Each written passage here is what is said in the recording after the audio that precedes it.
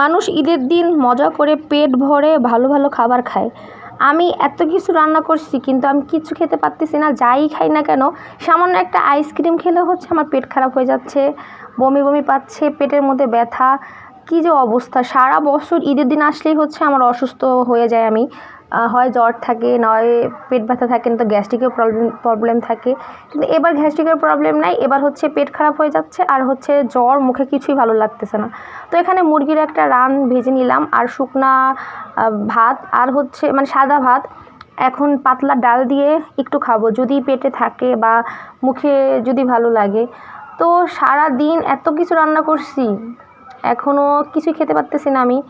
এখন মায়ের হাতে রান্না যদি খেতে পারি, 7 দিন হয়ে গেলে আমাদের বাসার নিয়ম হচ্ছে বাড়ির বউরা 4-5 দিন পরে হচ্ছে সব মেহমান ঘুরে যাবে শ্বশুরবাড়ি থেকে, তারপরে হচ্ছে বাবার বাড়ি যেতে পারবো। তো জানি না বাবার বাড়ি আদৌ কবে যাই, আল্লাহ কবে নেয়। বাবার বাড়ি গিয়ে তারপর হচ্ছে মায়ের হাতের রান্না যদি পেট ভরে খাই, তাহলে হয়তো বা তৃপ্তি সহকারে খেতে পারবো। তো এই হচ্ছে আমার ছোট্ট মিনি ব্লগ। কেমন হয়েছে জানাবেন। হ্যাঁ, আল্লাহ হাফেজ।